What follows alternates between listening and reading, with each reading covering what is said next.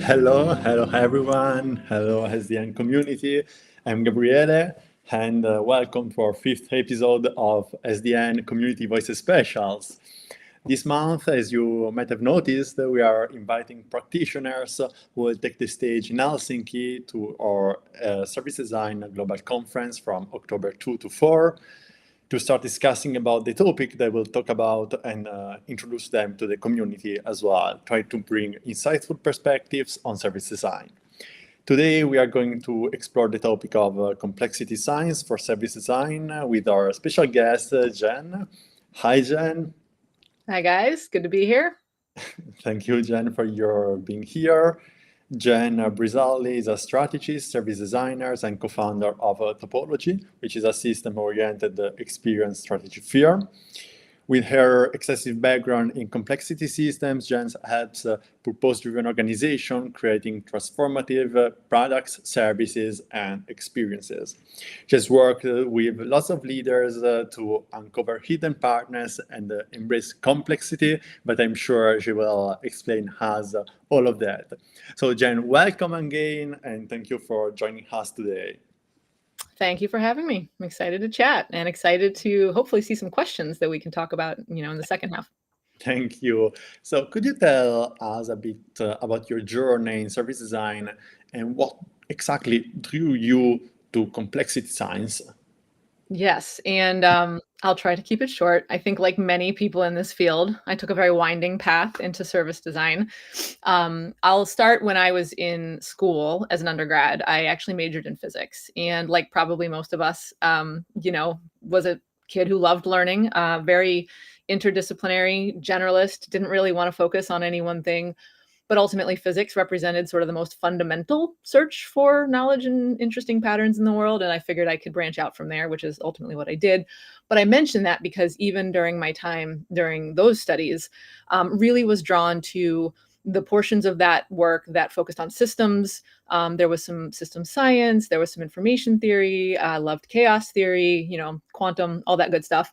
And ultimately what I did right out of school was not go to grad school to do more physics, but actually I fell in love with teaching. I was doing a lot of peer tutoring at the time, and I really enjoyed trying to figure out how people's brains worked and how they built their mental models about, concepts. And so I realized that's teaching. So making a very long story short, I ultimately taught high school physics for about a decade, which was great at first. But then ultimately kind of started to realize I felt like I was doing the same thing every year, solving the same challenges every year. I didn't have this language at the time, but I was ultimately being handed the same design brief every year. And I started to crave other types of things to design for. And I didn't know about the world of experience or service design or strategy when I first went into this world, but ultimately serendipitously learned about experience design, systems thinking, all of that good stuff. And so ultimately I went back to school, did a master's degree, and moved into the world of experience design and service design and all of that great stuff. So that was my winding path in, but I find it interesting to look back and you can see threads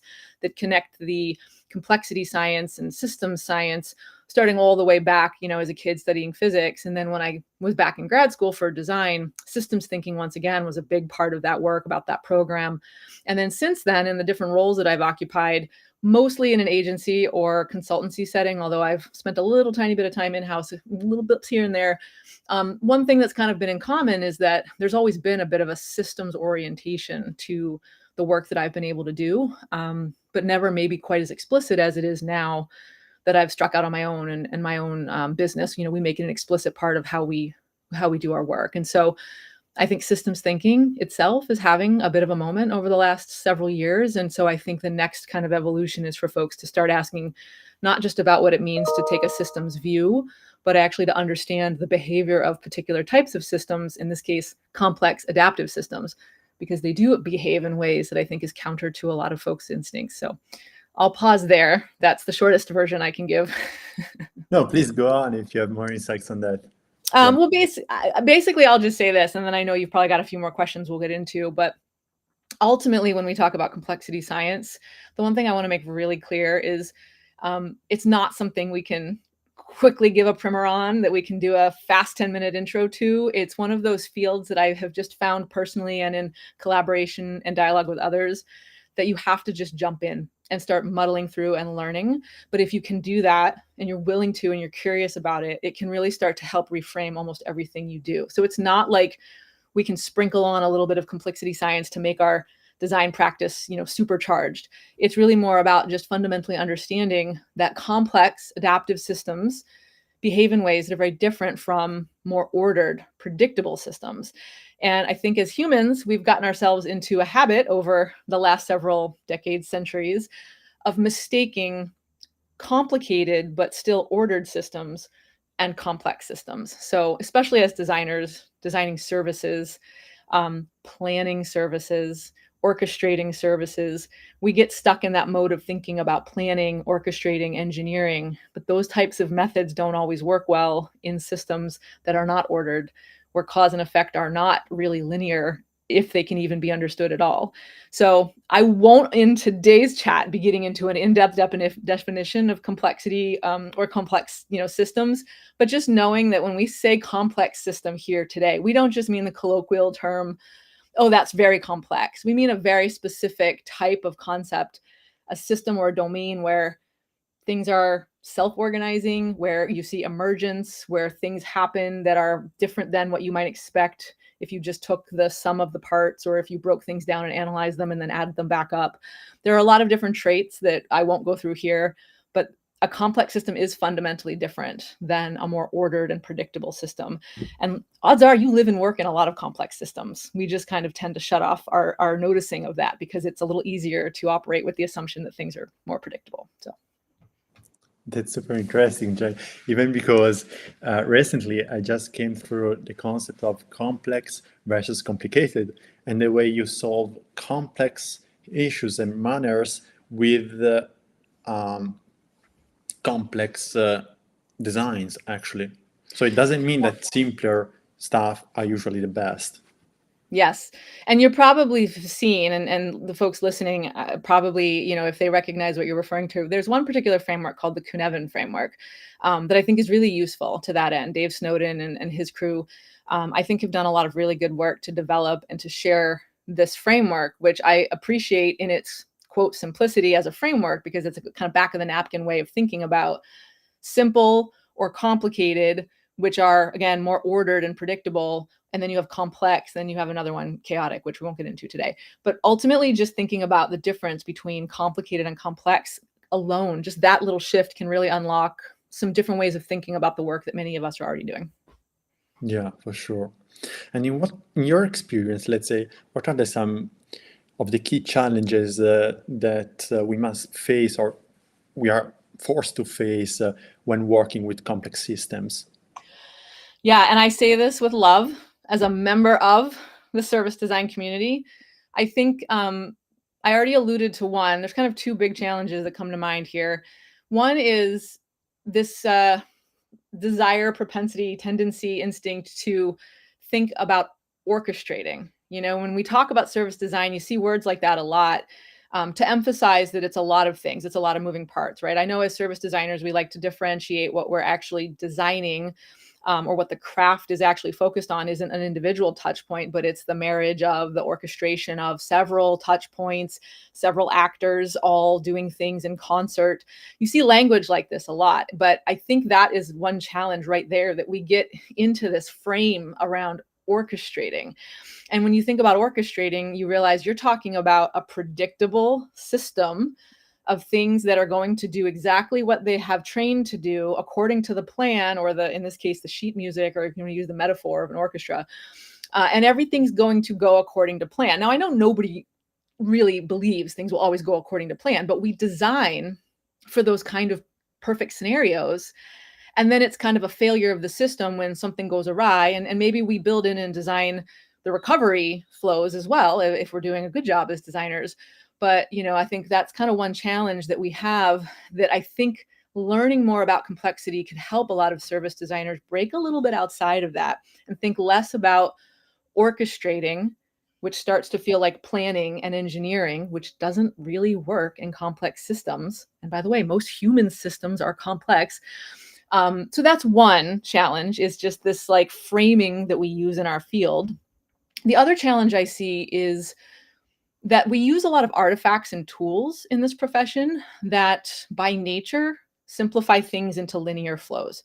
And again, I think most service designers know in their heart these things don't represent reality, but we have to use them to communicate, and that's fine. Anytime you need to take a messy, ambiguous idea and put it into some format, visual or words, to communicate it to another human, you're going to lose some of that nuance in the transmission. But look at something like the service blueprint. The word blueprint. What is a blueprint for?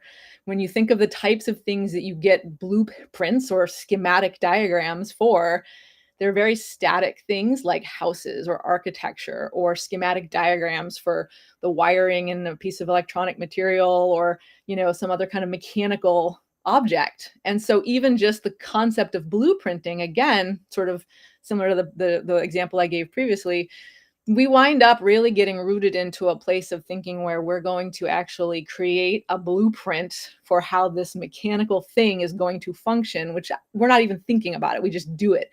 And so to that essay, the challenge is getting a little bit outside of the way that we think about our common tools and assets. I'm not saying throw away blueprinting. I love a good service blueprint, but I think starting to challenge ourselves to think a little bit differently about, even in a traditional service blueprint that our colleagues or our leaders might need to see to be able to understand the complexity of an ecosystem we're designing for, hunting for ways to actually break the rules a little bit and show where this is not something that can actually be orchestrated or schematically diagrammed, but rather, what is the ecosystem doing and where are all the invisible connections? What are the things that are happening in between the boxes and the lines? We talk a lot about those lines of interaction, and we think about the different people and actors and entities that are part of the system. Take a regular service blueprint that you may have created in the last 6 months. I challenge you to go and look at what's not there, what's in between, what's flowing in between, what kind of informal networks are not being captured, what kind of information power ideas are flowing or being sort of blocked as they move between the boxes and the lines, because that's the kind of stuff that if you really want to design for good outcomes in complex systems, you have to realize you're not really designing it anymore. You're facilitating it. And it's not about creating the thing, the experience, the service, the journey. What you're creating are the conditions in which those experiences and journeys can emerge. And so as we kind of make more shifts with what we learn from complexity science, we get further and further away from the direct creation or driving of something, and we get more towards an indirect facilitation of, here are the affordances, here's the environment, here are the conditions that make good outcomes more likely to emerge and make bad outcomes less likely to emerge. And that's what we strive for, rather than a perfectly engineered blueprint, where as long as everybody does what they've been told to do in this orchestration, everything will be fine. So. Sure, you gave me thousands of insights. Thank you. It's super interesting. And this just got me back to designing not for tools, but with tools, meaning that you don't have to use a customer journey map, a blueprint for the sake of it, but actually, if needed. Yeah, I've been saying something about that lately, that I landed on this phrase that it's come up in conversation. I've started to look at tools and frameworks, whatever you want to call them, conceptual models, process diagrams. These are like craft vessels that you might get in to cross a river. You as a designer are you're trying to cross a river, you're trying to, ford a river, get from here to there. And what here is and what there is varies, right? Am I trying to communicate something? Am I trying to articulate something? Am I trying to synthesize? Whatever it is, you're trying to get from here to there, you're trying to cross a river. The framework you choose is like the canoe that you get in to cross the river. But once you get to the other shore, forget the framework and keep moving forward. And when you get to the next thing you have to do, you might choose a different vehicle or vessel to cross that next part of your journey. So I really have been thinking more and more lately about frameworks as the craft you ride in. I don't know if I like craft because of course we also talk about craft and design, but the vehicle, the vessel, the boat, the car you ride in, you're not going to like carry the canoe with you into the woods once you've crossed the river. So look at them in that way. And I think it makes it easier to see that, you know, you can choose them for purpose and fit and not as a whole ethos or identity as your, you know, as a designer. Sure. So how do you manage complexities in your projects? Do you follow, do you create your own, let's say, vessels on the way, or is there anything else? I do, but I would say, I mean, I'm not creating anything. It's nothing new under the sun. I'm not creating anything new out of, you know, from scratch. But I'm a big fan of mixing and matching and pulling pieces together. And this may also be part of my background as an educator. So kind of figuring out how to take pieces of what you know from anytime you've engaged in any form of collaboration, what worked, what didn't, you know, what does the situation call for? But that's another big tenet of being complexity informed, is being context aware, context sensitive, because context dependence is a big part of how these systems behave. What a system does, or what the components of a system does right now in this context, might be very different than what it does in another context, even if all the other factors are the same. Context really changes things. And so I would argue similarly, I approach my work in that way, where last time I faced this scenario, whatever it might be, you know, it's a project, here's a workshop I need to run, here's a this or that. Last time I did this, I did these activities. Next time I'm in that exact same scenario, I don't assume I'm going to start with the exact same, you know, let's do this activity, let's use this artifact, let's create this asset. It's very, very context sensitive, which of course, understandably, is less efficient. And that's scary. That's a transition that a lot of folks make as they get more interested in and informed by complexity science. Things can be less efficient. I keep putting that in air quotes because of the way that businesses define efficient. But in fact, what that then does is lead to more resilience and more effectiveness in the actual practices you're engaged in. So as far as how I bring it into the work, it's not that I have like a special complexity informed book of things that I do.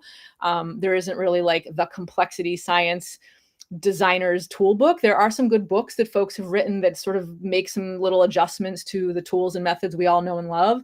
But I would really encourage anybody who's interested in this topic to look at it less as a, what do I need to go and learn and add to my toolbox? And instead learn about complexity science and start to think how just what you learn from that process shifts your way of thinking about the tools you already use. For me, and I'll give a fast example because I know we don't want to spend too much time on like case studies and, you know, want to leave time for questions, but in the projects that I work on where I do have the opportunity and the trust of my clients, and that's a big piece of it, is sometimes people aren't going to trust you to just do something a little different than what they expect. You have to build it piecewise. Like sometimes it's simply a, hey man, will you just indulge me on this like one thing? I'm going to add this to this meeting. Let's just try it. Like little bit by bit, you build it. But usually what happens is that I increasingly kind of take myself out of the active design role. And I, in many ways, I'm kind of like sneaky, I guess is how you think about it, actually putting the team or whoever it is I'm collaborating with, putting them back in that role. And you might hear me say that and go, isn't that just good co-design? Isn't that participatory design? Yes, I would argue yes. But from a complexity perspective, we know that the people who live and breathe the domain, the thing we're talking about, the environment, the landscape that we are designing for or with or in, those people are going to be the ones who have the greatest insight, and they will have the best ability to read weak signals in the noise, which is critical to being able to figure out how to make good things emerge and, like, you know, bad things less likely to emerge. So increasingly my role on projects is not to come in as an expert designer, but rather to facilitate, and I know that word is lots of eye rolls, but to facilitate a process where we actually figure out how to strengthen the listening skills and the informal networks that exist within the team or within the environment or within the user, you know, if we're talking about users and customers. How do you build strong listening and learning feedback loops so that as things are changing, those folks hear it like ear to the ground much more quickly, and they can sense and respond instead of needing to do big planning and forecasting, right? If you can be more agile on your feet, first you got to be able to learn fast, and then you got to be able to respond fast. those are all the kind of shifts we make. And I realize I'm speaking in sort of abstract generalizations, and happy to get into some details in the questions, or when I'm in Helsinki, I'll give some more details as well. But that's kind of the broad way that I would say that it shows up in the work. Absolutely. And if I may add, I would say that this is also a unique way of designers to face the increasingly uncertain times that we need to face, that we will face in our knowledge era. Yeah. I feel like so many talks that I watch lately, and I'm going to try not to do this on stage in October, start with, we live in increasingly ambiguous and uncertain times, VUCA. I think I actually did that at the last talk I gave at this conference 2 years ago. So, but I will say this, I'm not totally convinced that's even true. I don't know if the times we face today are more ambiguous or uncertain than they were in the past. But what I think is true is that we are far more aware of it. We're sensitive to it. I think we're kind of hyper keyed into it. That's for sure. So whether or not it's really happening kind of doesn't matter. But truly, we all have this sense of like things change so quickly. And it's very hard to predict. Forget trying to predict. You don't need to predict anything if you are confident in your ability to learn what is actually happening, and then your ability to make little shifts. And even when you make those little shifts to things, you say, oh, I want to do more of this, less of that. I want more of these outcomes and less of these outcomes. None of that has to be huge, big, significant types of things. It can be, we're starting to see a little of this happen. Do we like this? Is this desirable? Okay, let's see how we can amplify it. Or we're starting to see this happen. We don't like that. We're not sure why it's happening, but let's tinker with something. Let's nudge the system in some way. And then let's check again in some period of time and see if we've reduced the thing that we don't want. If we successfully have, then let's keep doing what we were doing. And if not, let's try something else. So a lot of it, hopefully some of you are listening to me and you're like, this is not like brain exploding, Jen. This is like common sense. Yes, that's like the one thing I really want to drive home, is that I think most humans have a very innate, intuitive understanding of complexity. But I think that working in the world that we work in as professionals, we kind of disconnect from that understanding and we save it for home life. You're navigating family, you're navigating friendships, you're raising children, or you're taking care of pets, you're driving in traffic.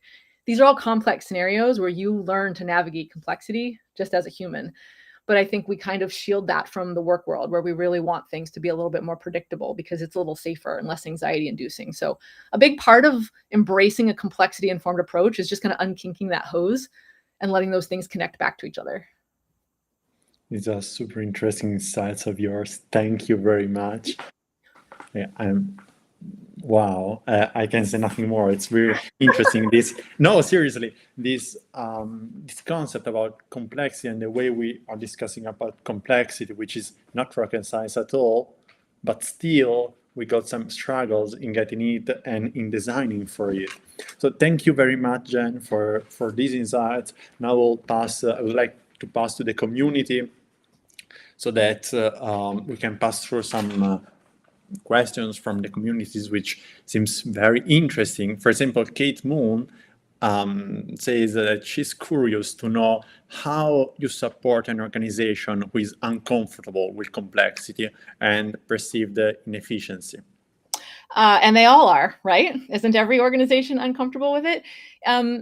This is one of those kind of challenges that, especially as you start to learn a little more about complexity, I have found, this happened to myself and a lot of people I know, you kind of get to that moment where you're like, oh my God, everyone needs to learn about this. Everyone needs to embrace this. Everyone needs to change their mindset.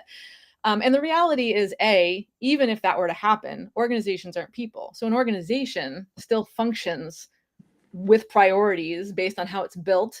And at least for now, we're still operating under late capitalism. So it's going to function the way that things function under capitalism. And so ultimately, I think where you come to is a realization that you don't need to get the organization to change its thinking about complexity. I don't want to make it sound like you can be deceptive, but you can actually accomplish a lot, even if you are the only person who thinks about it this way, by simply knowing yourself, these concepts, these reframings, finding places in your work and in your collaboration with other people finding opportunities to make little shifts in the way that you do what you do. And as you make those little shifts, they can propagate, they can have ripples. And even if, like probably as you do that, you will start to find other people who grow interested in what is this small little shift you're making? Or instead of creating this blueprint in this prescriptive way, what if we engage people to make, I'm not going to get into the details again. I'm like eye on the clock here, but ultimately, as you engage with more people, some of them will be interested and they will naturally want to learn more about complexity, and they will. But for those who won't, or for the leadership structure, the shareholder driven nature of a lot of corporations, there's no need to bang your head against the wall trying to get them to become complexity sensitive, because that's just kind of a futile thing. More effectively is to just start working in this way, informed in your own practice and eventually in collaboration with others. And you will find that those networks that you build as people start to think about this across different parts of an organization can actually make that shift happen sort of organically.